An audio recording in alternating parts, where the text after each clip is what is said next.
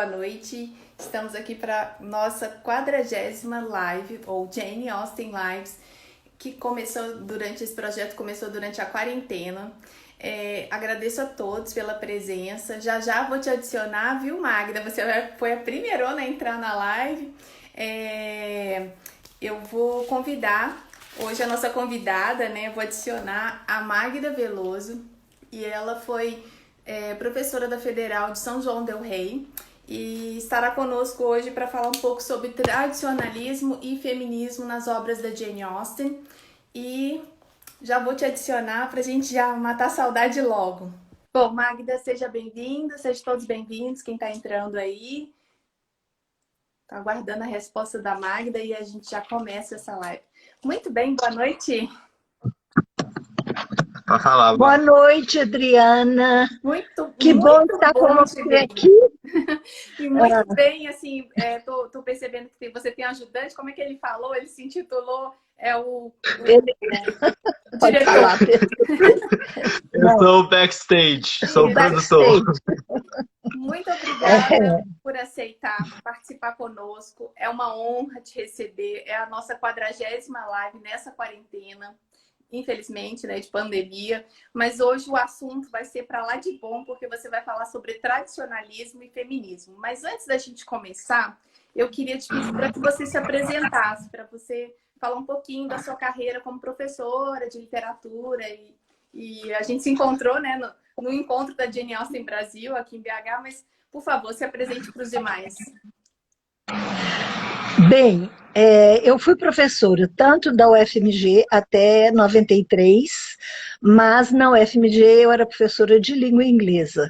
Mas quando eu estava para aposentar, eu fiz um concurso lá na Universidade Federal de São João del Rei, e lá eu era professora de literatura, onde eu pude desenvolver mais os meus trabalhos, porque mesmo como professora de língua, eu só fazia artigos sobre literatura. Eu fiz mestrado em literatura, depois, já em São João, eu entrei no doutorado também em literatura comparada. Uhum. Mas a carreira é muito comprida, porque eu tenho muita idade, mas isso aí resume.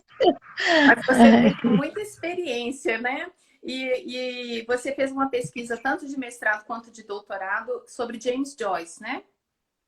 Foi, James Joyce e a Irlanda também, porque o James Joyce me levou a buscar o contexto de onde ele escreveu, e aí eu tive que me aprofundar na questão da cultura irlandesa. Inclusive, esse meu trabalho foi publicado em livro o ano passado, pela editora Aprist. E, então, depois você me manda o seu endereço, que eu te mando um livro desse. Que honra! Tá bom? Te mando outro também. Eu tenho um de ficção, um de crônicas, e tenho esse, eu te mando. Ok? No privado você me manda. Também confidencializar aqui para o pessoal que você me deu vários livros, mas você é como se diz, a fã de Jane Austen mais raiz que eu conheço, porque você não tem os DVDs, você tem as fitas de VHS dos filmes baseados nas obras de Jane Austen, né? Que eu saiba, eu tenho todas as versões que já foram feitas dos livros da Jane Austen.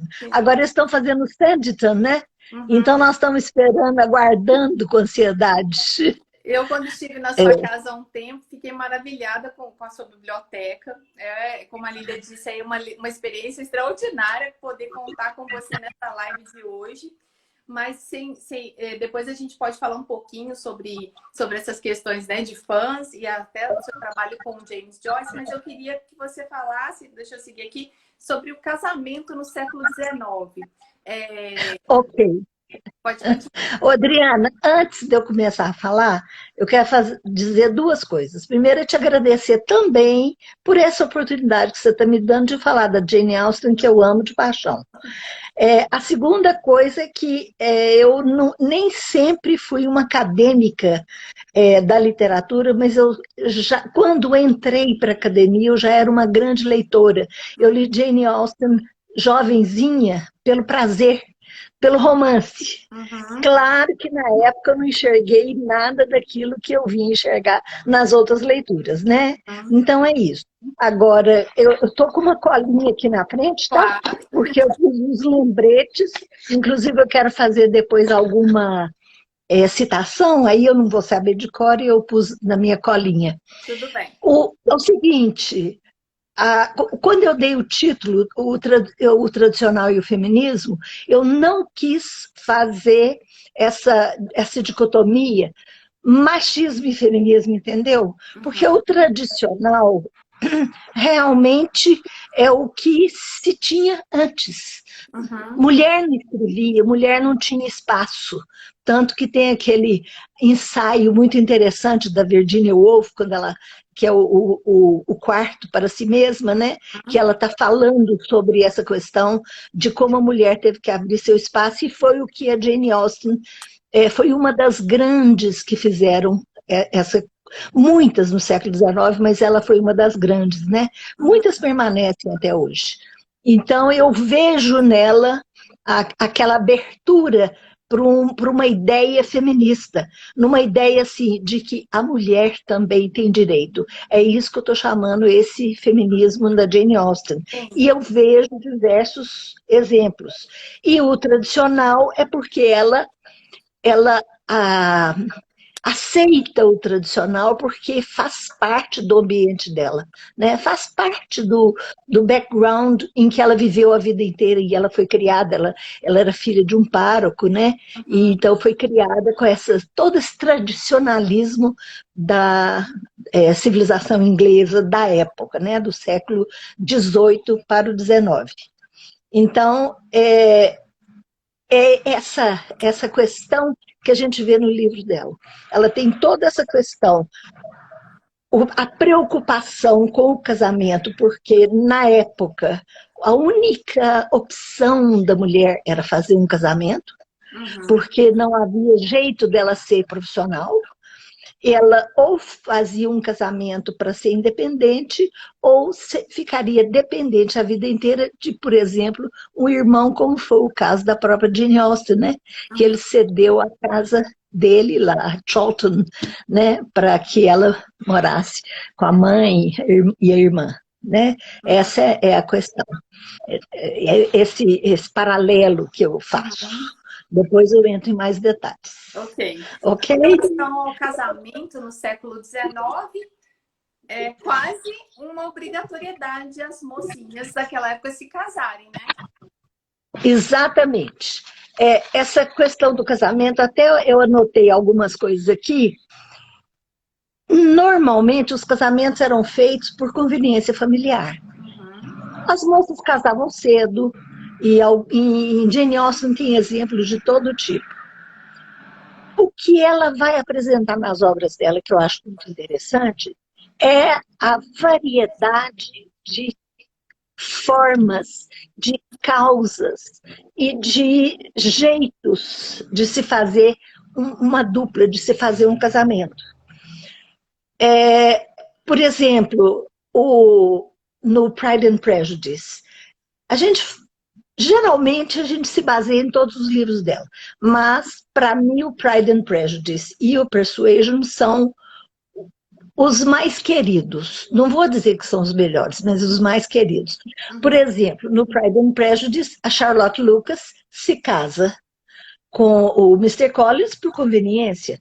Ela sabe que ele é uma pessoa, que ele é medíocre, mas ela argumenta com a amiga dela, né, com a Elizabeth Bennet, que ele é uma pessoa bem nascida, bem criada, educada, então isso basta por um casamento. Uhum. E no decorrer do casamento, a gente percebe que ela está contente de ser dona da casa dela, mas que ela fez o mundinho dela mais ou menos à parte do marido, casamento de conveniência. Uhum. Por exemplo, outro casamento do Pride, que é o da Lydia com Wickham, que é um casamento de uma consequência, de uma inconsequência da Lídia, né? e da falta de escrúpulos do Wickham, e depois ele é obrigado, ele é forçado a se casar, que não era a intenção dele, quer dizer, um casamento diferente. Então, nós temos a Charlotte, por exemplo, ela fala que ela não é romântica.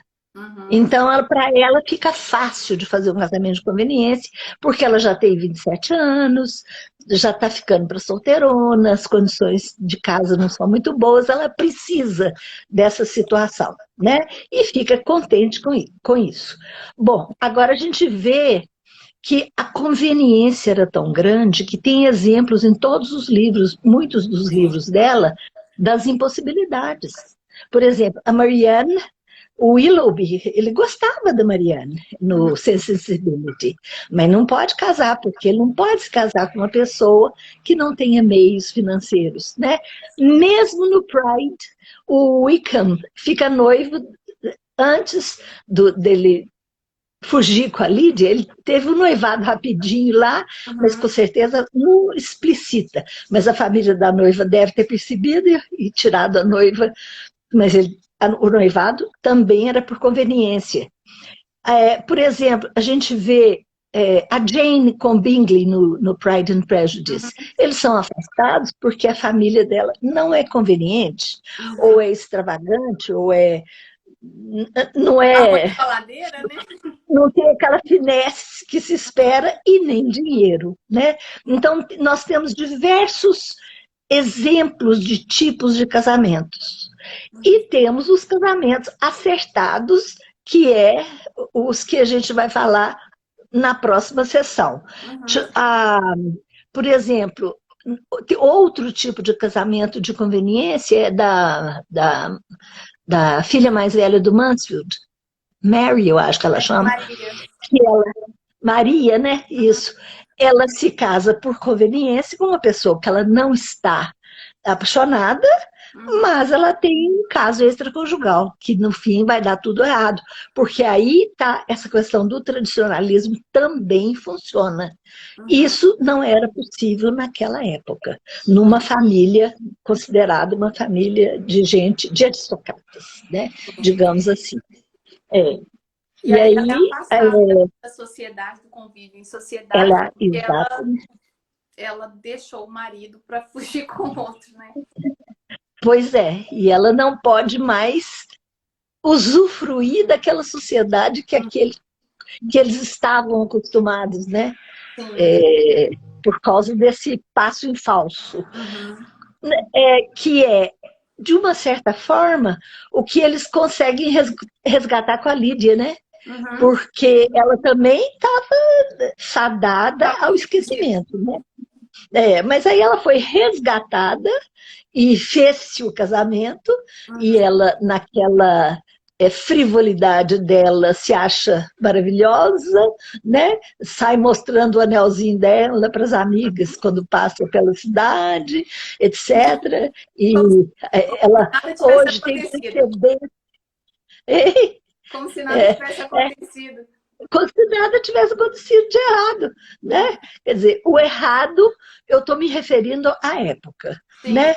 Hoje é tudo diferente. Mas nós temos que pensar muito na questão da Jane Austen, quando a gente fala em feminismo, daqui a pouco a gente vai voltar a falar nisso, como que a situação era na época. A própria Jane Austen, ela chegou a ser noiva, isso aí você sabe, que você já leu 1000 vezes as coisas dela, né? E as biografias, etc.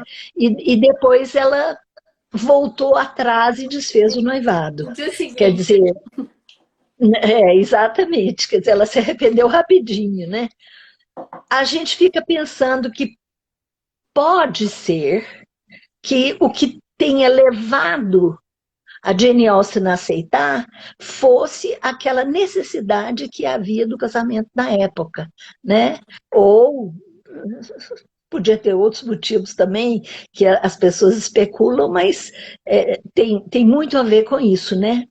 No Persuasion, por exemplo, que é o romance que eu acho assim, muito amadurecido, a Anne também impedido de se casar. Também. Inclusive nos filmes, Adriana, eu tenho dois preferidos do Persuasion. Uhum. Tem um que eu gosto mais da Anne e tem outro que eu gosto mais do Wentworth, o que é lourinho, sabe? Em 2007. Você gosta mais dele? Eu gosto mais dele do que como é que ele chama? Esqueci o nome dele. Ciarán Hinds, eu acho que é assim que pronuncia o nome dele. Ele mesmo. É o Ciarán, exatamente. Ciarán, Mas olha, eu adoro adoro filmes. Adoro esses filmes. E por exemplo, o Persuasion, vou falar do Persuasion um pouquinho depois. Tá? Uhum. Então, a gente tem todos esses exemplos de casamentos e de não casamentos, de empecilhos a casamentos, de acordo com a situação da época, né? De acordo com a tradição. É aí que nós estamos falando da tradição. Eu acho que não estou falando nada que é novidade, principalmente para você. Mas a gente aprende o que a Jane Austen nos faz sentir, né? Lendo os livros dela, principalmente na quantidade de vezes que eu já li, todos eles, né? É isso. E essas adaptações, Magda, elas também servem, tem umas pessoas falando que gostam mais da de 95 ou da de 2007, de Persuasão. Essas adaptações só reforçam o quanto a gente gosta de assistir novamente e só vai no embalo. E como você disse, tem Sanditon aí que aparentemente não teve uma boa repercussão entre os fãs, mas está todo mundo querendo uma segunda temporada, né? Pois é. E os filmes, de todos eles, acho que não tem nenhum que eu possa dizer assim, não gosto. E eu acho que eles têm uma influência do tempo em que foram produzidos. Verdade. Por exemplo, o do Pride and Prejudice teve uma série anterior a de 95, que é da Jennifer Aniston, né? Anterior a ele, não sei se é 91, da BBC também. A primeira vez que eu vi, eu achei um pouco arrastada, mas eles tentaram colocar tanto todas as circunstâncias do livro na série, que ela pareceu arrastada. Hoje, quando eu vejo, eu já gosto muito mais do que eu gostei da primeira vez. Entendi. Agora, para mim, nenhuma supera o de 95, da Jennifer Aniston com o Colin Firth, né? Maravilhosa. Eu acho que ainda fica com a versão de cinema de 2005, né? De Orgulho e Preconceito de 2005. Mas depois que você conhece a série da BBC de 95, não tem como não considerar ela talvez uma obra-prima, talvez um marco ali, né? 95. Eu acho que é mesmo. Você tem razão. Inclusive, eu estava morando na Inglaterra quando saiu. Nossa!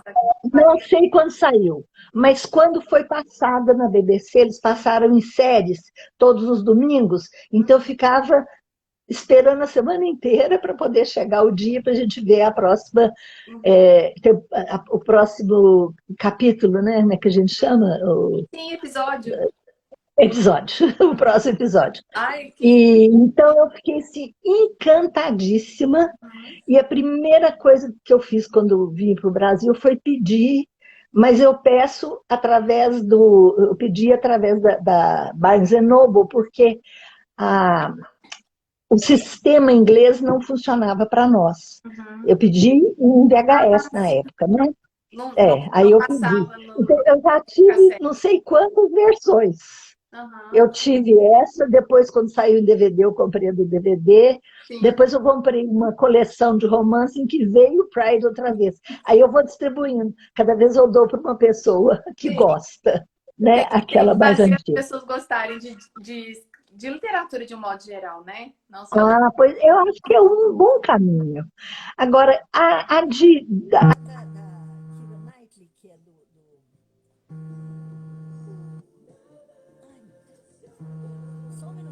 Tudo bem. Essa versão, né? Essa versão, ela é muito bonita. Ela é muito interessante termos da, em termos de Fotografia. mostrar a questão familiar. Uhum, Mas ela não é criança. Ela é uma história que é uhum, a história que é apresentada no Pride and Prejudice, mas ela não tem nenhuma, nenhum resquício da ironia que a uhum. Jane Austen teve nos romances e que a versão de 95 soube captar. Porque ela Entendi. soube captar o sorriso da Elizabeth Bennet, a Uhum, doçura da Jane, a frivolidade da Lydia, aquela a falta de noção da Mrs. Bennet. uhum. É, aquela versão soube captar, na minha opinião, soube captar todas essas sensações que a gente tem ao ler o de 2005. Ela tem uma faceta interessante, familiar, inclusive tem momentos de ternura do Mister Bennet para Mrs. Bennet, que a gente não vê isso, ele só a trata com ironia, É. né? Ela muitas vezes não percebe, ou custa perceber, quando percebe, faz né? Aquela coisa dela, mas e tem uma cena que eu achei interessante. Uhum. Não porque é Pride and Prejudice, mas porque é uma história bem contada. É Qual é? quando a Lydia vai embora e a Mrs. Bennet fala, é, você não... A Elizabeth vem, abraça ela por trás, e Uhum. ela diz assim, você não calcula o quão... ela usa a palavra forlorn. A gente se sente quando uma filha vai embora. Eu achei aquilo muito interessante, Uhum. como uma história, né? Mas Sim. não é a Mrs. Bennet que a Jane Austen criou, né? Uhum. Então, é uma história bem contada, Sim, na mas minha opinião. principalmente a de 2005 é para vender mesmo, né? Nos cinemas, teve até beijo. No final tem uma cena que ela não foi para os cinemas britânicos nem para os DVDs britânicos, mas no DVD que a gente tem aqui no Brasil tem a cena extra, que é do beijo lá da Elizabeth Bennet com o Mr. Darcy. Eu já ia falando com o Matthew McFadden, que é o ator, né, daquela época. A Caroline está perguntando onde consigo. Depois você me chama no privado que a gente te indica alguns lugares para você assistir em streaming ou, né, enfim, de outras maneiras. Essas heroínas de Jane Austen, eu posso partir para o segundo item, que é que você colocou as heroínas de Austen? Pois é. Eu considero as heroínas de Jane Austen as heroínas mesmo. Eu as considero feministas, mesmo. é, não vou citar todas. A Lizzie, a Elizabeth Bennet e a Anne ficam até para o final. Uhum, Mesmo a Emma, ela é uma mulher independente, sim. ela tem suas opiniões, ela manda, ela regula, né? Inclusive ela inventa os casamentos e etc.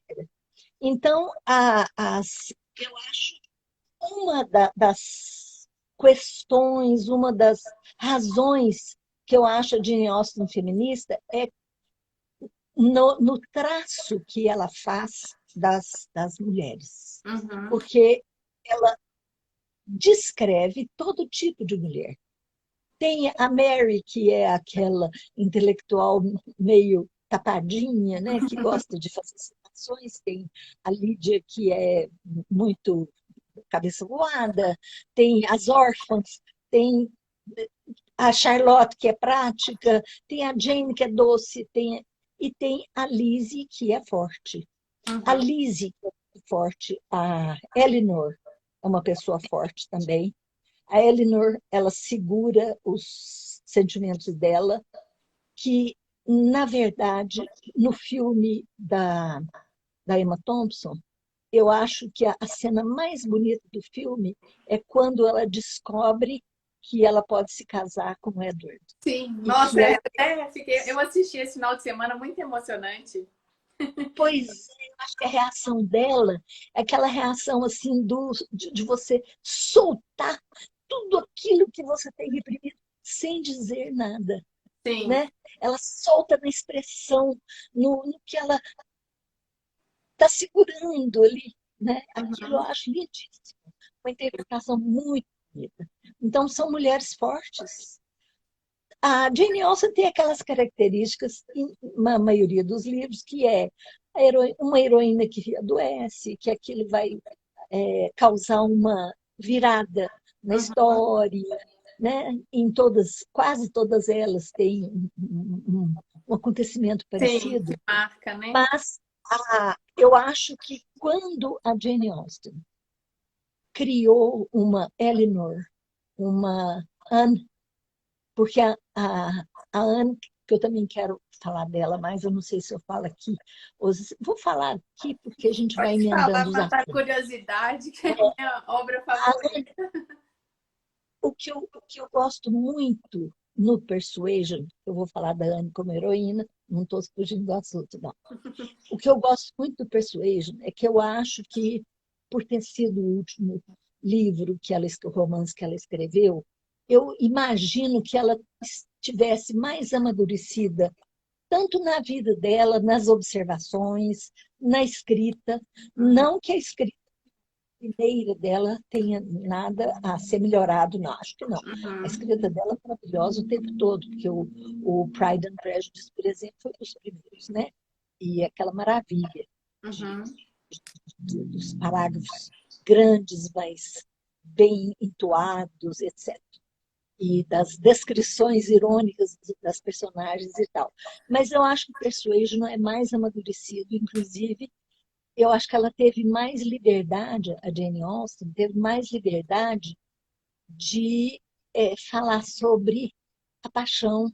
Uhum. Talvez seja essa a forma que ela achou, foi a de colocar focalização na Anne Elliot, porque Uhum. o livro é em terceira pessoa, mas a maior parte do livro é a focalização da Anne. Sim.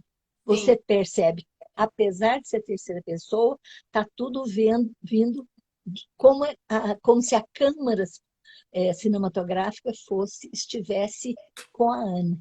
Ela é que estaria pensando, ou vendo, ou enxergando, ou imaginando, né, E, aquelas coisas. e nessa. Então, acho que mais liberdade de falar sobre Sim. essa questão da paixão enrustida. E Sim. com isso tem um reconhecimento maior até da protagonista. Uhum. Porque, como eu vejo, a Elizabeth Bennet, ela é uma figura forte, que eu acho que é uma manifestação feminista da Jane Austen. Ela faz o que ela quer, ela recusa quem ela quer, ela é muito sensata, que ela sabe entender as razões de muitas coisas. Uhum. Por exemplo, ela entende por que que o Wickham vai se casar com a outra porque a outra tem dinheiro, né? Sim. E ela não está afetada, ela não estava puxando, na verdade, né? Uhum. Mas a Anne tem um desenvolvimento que a Lizzie não tem. A Uhum. Lizzie, ela tem em termos, porque de uma impressão errada em que ela acredita naquilo que mais ou menos ela quer acreditar, em termos da simpatia dela, Uhum. ela tem o desenvolvimento para depois entender como que a pessoa é, o Darcy é realmente, né? Sim. Mas o desenvolvimento da Anne é maior. Uhum. A gente, quando lê o livro, uma vez eu queria, mas não consegui, contar quantas vezes a palavra persuasão é usada no livro. Isso alguém já deve ter feito, porque Ai, que tem gente interessante. que faz essas Vou coisas. anotar. Mas você vê que de uma pessoa facilmente persuadida, porque inclusive ela diz para Lady Russell, eu não a culpo e nem culpo a mim mesma de ter aceitado os seus argumentos, Uhum. né? E ela vai crescendo na compreensão das coisas e das irmãs e do pai e da vida, e ela mesma vai. Você vê que ela tem aquele crescimento, que ela, no fim, fala: nada me persuade, ao contrário, né? Uhum, Eu não serei mais persuadida. uhum. Então, eu acho isso muito sensacional, Legal sabe? demais. O Eu queria te fazer Persuade, um comentário quando você falou que o livro Persuasão é focado. Diga. aqui embaixo, não sei por quê. Ah, tá. Será que é o meu telefone? Deixa eu ver aqui o meu também. Peraí. Agora o meu tá no total. O meu também tá. Então tá. Tá. Então vamos continuar. Vou falar mais alto, então. Mas você tá saindo com a voz perfeita para nós, tá? Tá Então tra- tá bom. Mas eu tô te escutando. Quando você falou que esse. Obrigada. Quando você falou que esse livro ele foca mais na Anne, nos pensamentos ou na reação dela, de modo geral, a adaptação de 2007, ela coloca muito a Anne Elliot escrevendo diário, olhando para a câmera, os apertos que ela passa como o primeiro encontro com o Capitão Wentworth depois de 8 anos, ela olha para a câmera do tipo assim, e agora? E agora o que, é que vai acontecer? Então, é uma adaptação interessante essa, porque foca bastante quando ela percebe, né, já dando spoiler aí para quem não leu, que ele não tá disponível mais para ela, porque tem outras moças ali, né, na vilazinha interessadas, ela desaba a chorar, mas antes disso tá escrevendo diário e olha para a câmera. Eu acho que é um ponto de vista bem interessante que você colocou. E muito interessante você levantar essa questão. Eu até revi ele também esse fim de semana, essa versão. Porque esse diretor, ele percebeu essa questão da focalização do livro na Anne. Sim. Ele, ao perceber, ele fez ela escrever o diário, porque ficou mais fácil para o espectador perceber que isso era o Uhum, pensamento dela. Porque na leitura, você tem que ter uma leitura mais afinada para você ir uhum. percebendo essas coisas, né? Eu É. achei isso muito interessante. A E Maíra, o personagem... Ah, fala. desculpa, pode falar ainda sobre persuasão. A Maíra tá dizendo sobre o final. Tem muito assunto do Persuasion, porque é um dos livros em que eu vejo muito essa comparação, esse paralelo, sabe, entre a tradição e o feminismo, Sim, tem. porque, por exemplo, você deve ter percebido também, né? Mas há num certo capítulo do livro, está muito claro que os homens são valorizados pela capacidade, pelas suas ações, e as mulheres são valorizadas pela beleza. Uhum, Então, você vê que só isso aí já está mostrando essa separação. Né? uhum. Mulher é de um jeito, o homem é do outro. E Por uma exemplo, discussão de que eles são mais constantes no amor que as mulheres, né? aquela discussão, claro, que já Uhum. tem um momento também muito interessante. Eu até vou procurar aqui, porque eu pus a citação do jeito que está no livro, quer dizer, Tá. traduzi do meu jeito. Mas Uhum. aquele momento em que o menininho se machuca, cai da árvore, que Sim. eles estão indo para o jantar, e o Charles fala assim, ah, não, porque ele está bem, eu posso ir no jantar, eu quero ir lá também participar, não sei o que, não sei o quê.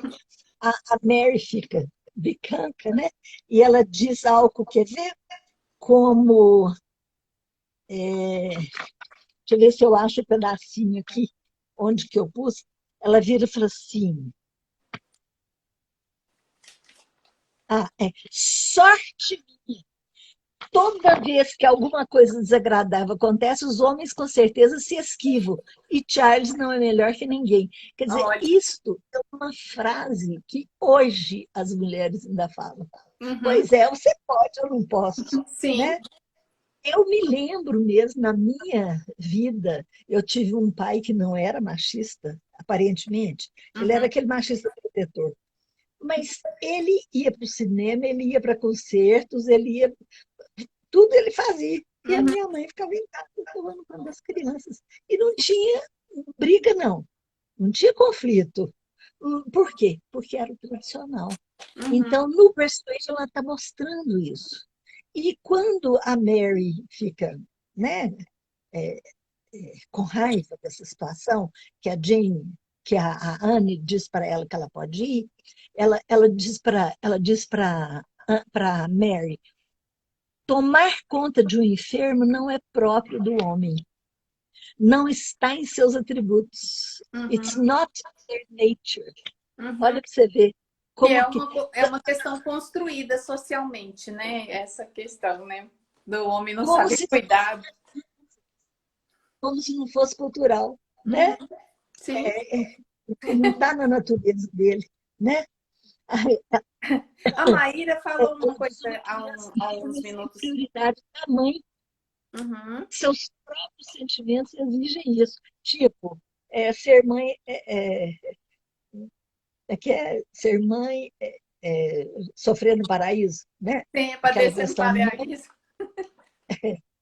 é muito interessante. Uhum, Então, me parece que nesse momento a gente nunca sabe quando ela está sendo irônica, quando uhum, ela está usando o tongue-in-cheek, né? sim, Que ela está dizendo alguma coisa com algum outro sentido atrás. Ela pode até estar fazendo uma crítica, ou pode estar aceitando o tradicionalismo, sim. né?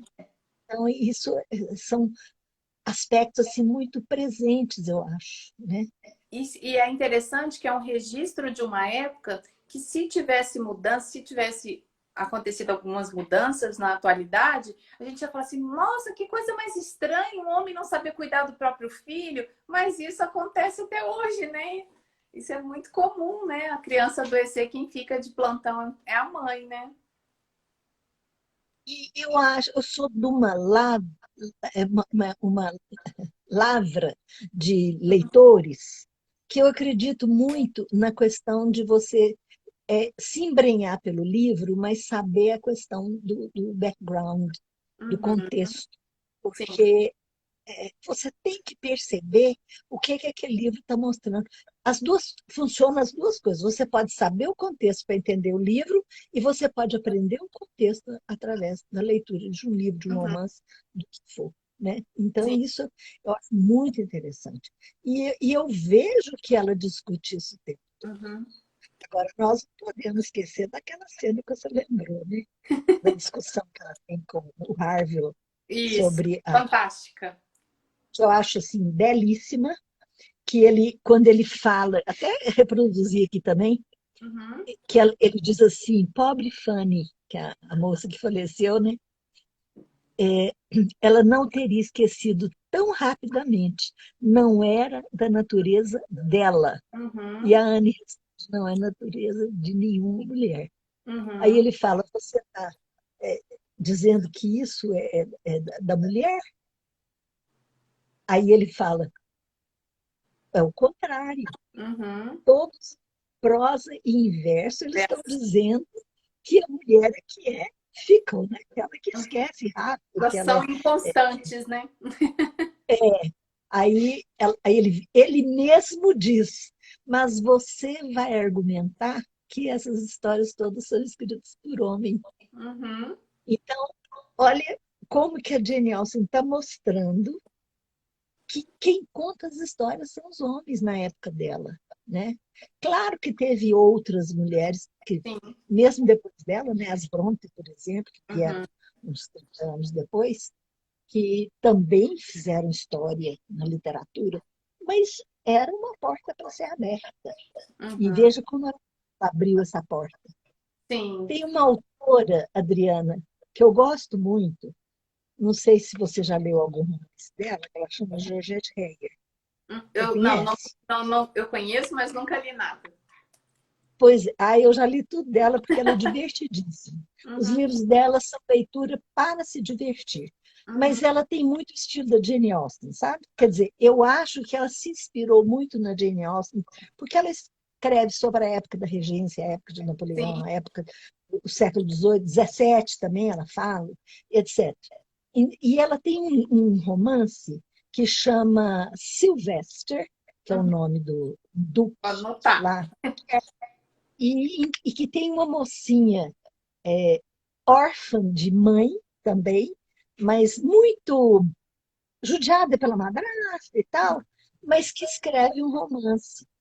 E ela escreve um romance e ela ela romanciciza todas as pessoas que ela conhece e ela publica esse romance. E aí tem uma discussão que eu acho muito interessante, não tem a discussão, mas a gente que pode encontrar essa discussão no livro, de Uhum. como a mulher conseguiu publicar naquela época, que é mais ou menos o que a Jane Austen conseguiu, que Uhum. ela publicou sob outro nome, e etc., Sim. né, antes de ser publicada com o nome real dela. Ganhava-se Né? muito pouco, né? Ah, muito, muito. Seria, não se podia viver. Quer dizer, aliás, hoje também não é qualquer um que pode viver de escrever livro, não, né? Verdade, mas existe uma diferença muito grande, né? Você tinha que quase Ah, pagar uma promessa para você ser publicado se você fosse mulher, né?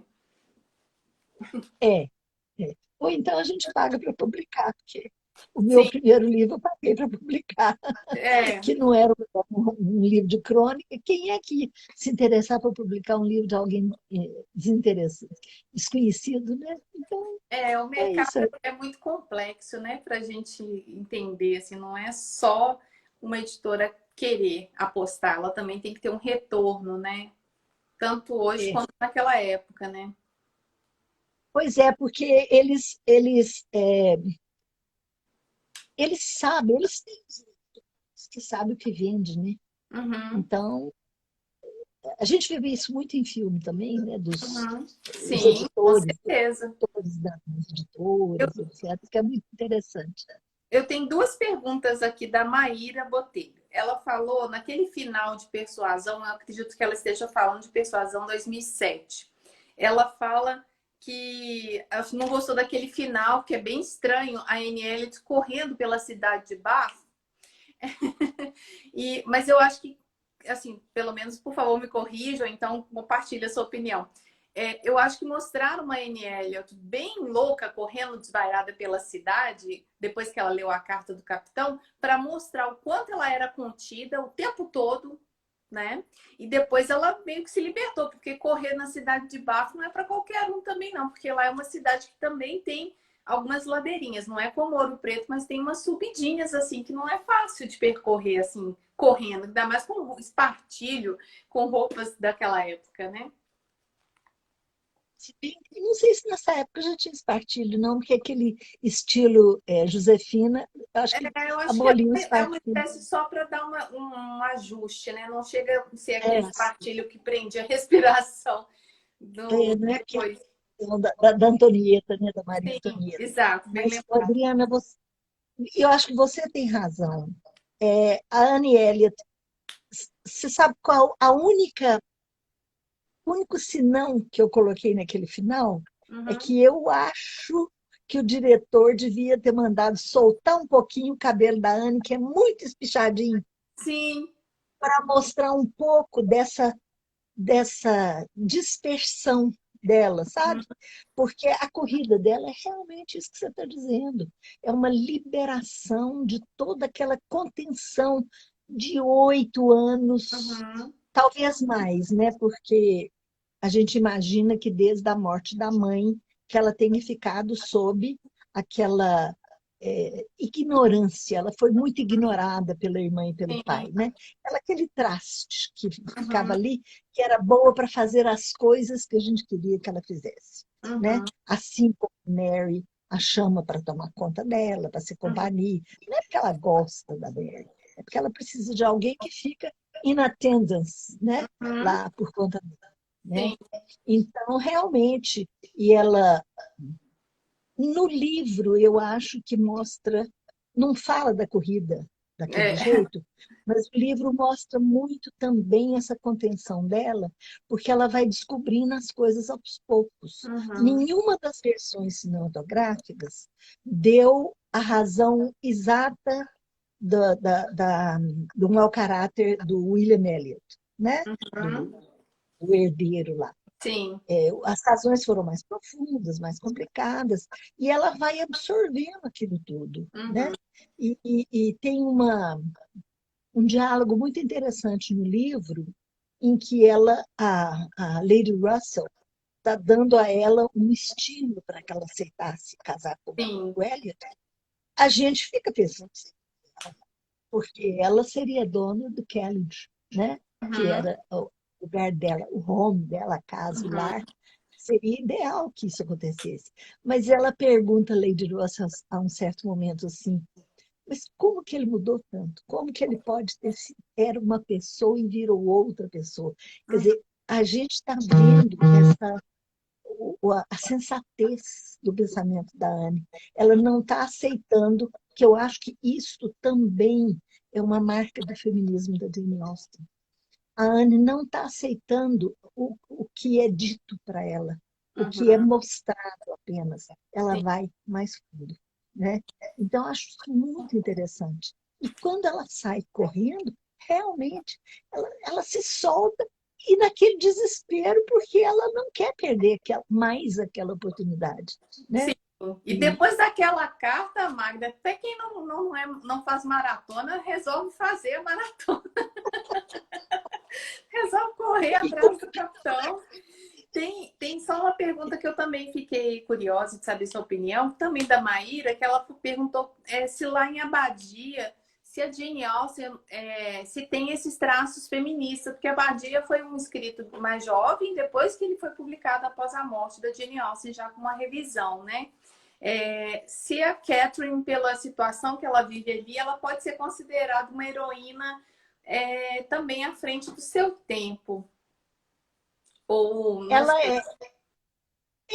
ela pode ser, Uhum. mas eu considero o romance não tão profundo quanto os outros dela, Claro. principalmente o Sense and Sensibility, o Uhum. Pride e o Persuasion, sabe?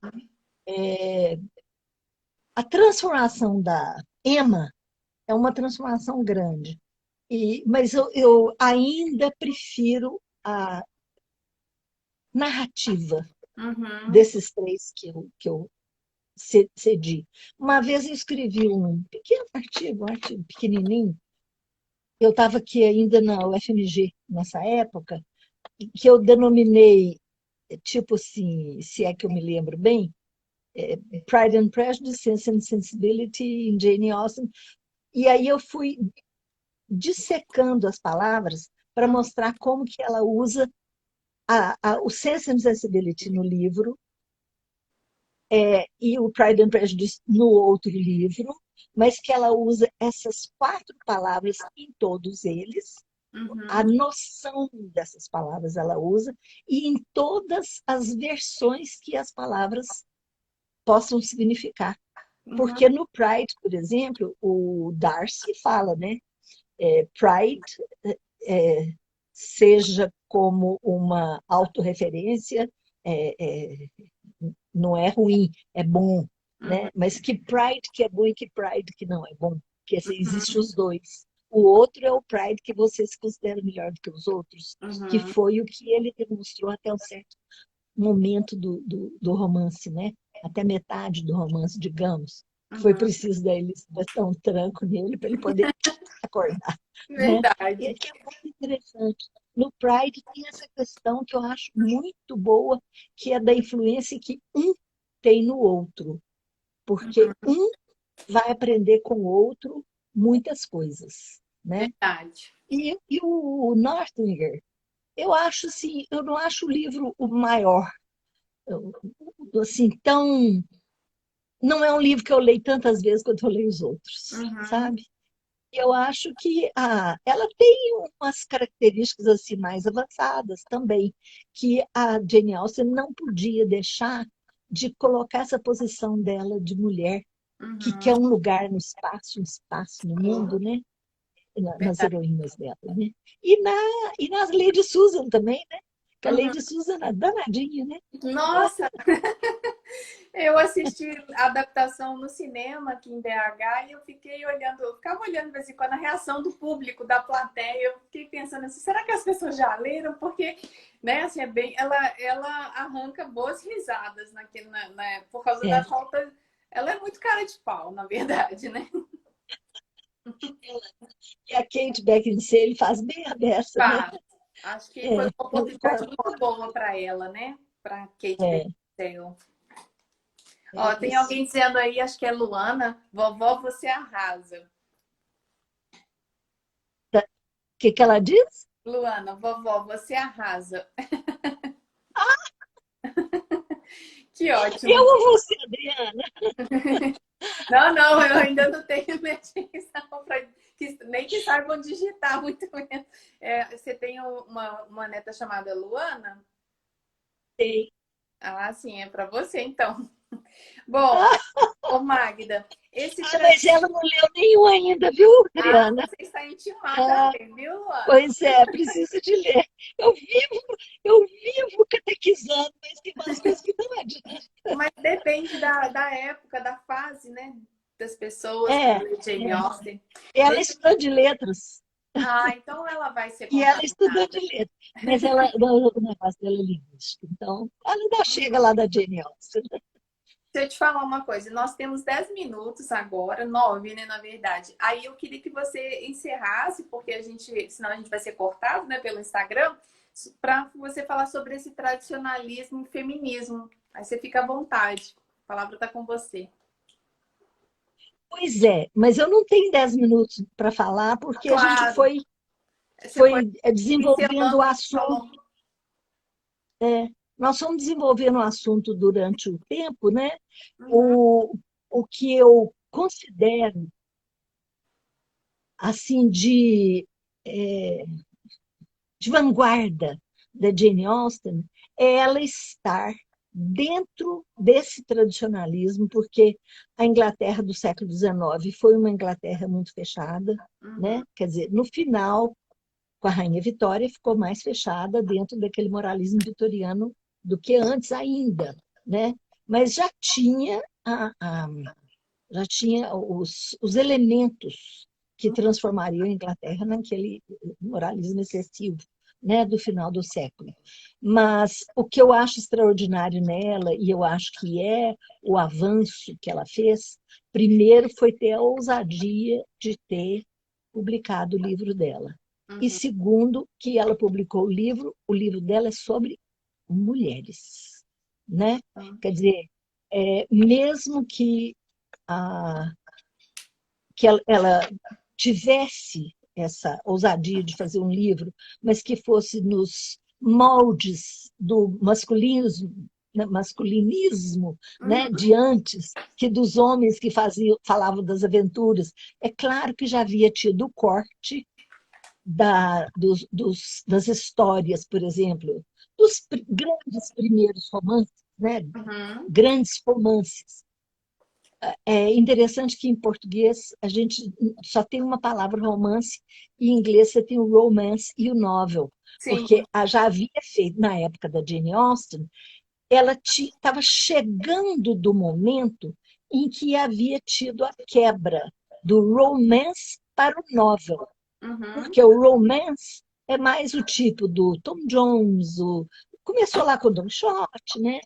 Mas das aventuras de um homem que vai passando por aquilo tudo e uma ação levando a outra. Ação, causa, ação, consequência e etc. E a Jane Austen estava vindo fresquinha dessa época em que tinha se começado a escrever o novel, que tinha todas aquelas características de classe média, de pessoas, gente como a gente, sim, nomes comuns, não eram nomes representativos, né? E histórias mais do dia a dia e etc. Mas a grande quebra que ela fez foi que todas delas eram as heroínas. Inclusive, você vê no Sense and Sensibility, era um filho e 3 filhas, mas a história está concentrada nas 3 filhas, sim, na mãe e nas 3 filhas, né? Principalmente nas 2 filhas mais velhas. E no Pride, o coitado Mr. Bennet fala uma certa hora que eles haviam pensado, estavam sempre tentando ter um filho homem para não precisar de passar por aquela situação da propriedade sair da família, né? Mas que depois eles desistiram. Quer dizer, 5 mulheres. Então, é sempre assim. A Emma aliás, são 2 filhas, né? A Emma não tem nem filho homem. A filha mais velha e ela. Quer dizer, a Jane Austen, ela escreveu o universo que ela conhecia, que era o feminino. E, Uhum. para mim, extraordinário, quando a gente pensa na época, é pensar como uma pessoa, como a Jane Austen, que era de dentro de casa, ela teve um seminário feminino, Uhum. uma certa época, Sim. né? Mas era um seminário feminino, né? E como que ela conseguiu toda aquela psicologia das mulheres diferentes. Que, Uhum. aliás, me lembra muito a Agatha Christie com a Miss Marple, porque a Miss Marple é uma velhinha que mora numa cidade do interior, mas que ela descobre todos os crimes porque ela conhece a psicologia das pessoas. E como que a Jane Austen, fechadinha, você visitou Chawton na casa dela, que tinha Uhum. aquela mesinha redonda em que ela escrevia esses Pequenininha. grandes romances dela, numa mesinha desse tamanhozinho, um negócio assim, extraordinário, né? E Uhum. como que ela conseguiu desenvolver essa psicologia, né? E Sim. no âmago dela, eu acho, né? Tudo aí eu estou tirando do texto dela.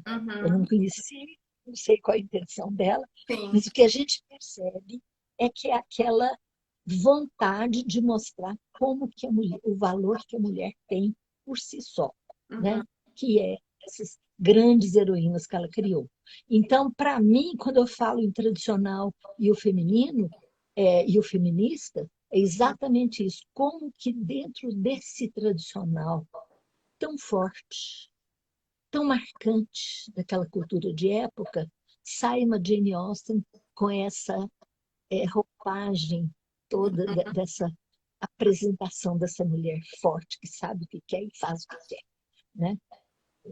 Em termos é isso, Adriana. Olha, eu fiquei até assim em silêncio nessas últimos minutos, porque a sua fala fechou com chave de ouro todo esse pensamento e, né, contextualizou toda essa live que aconteceu, né, que já vai para quase uma hora.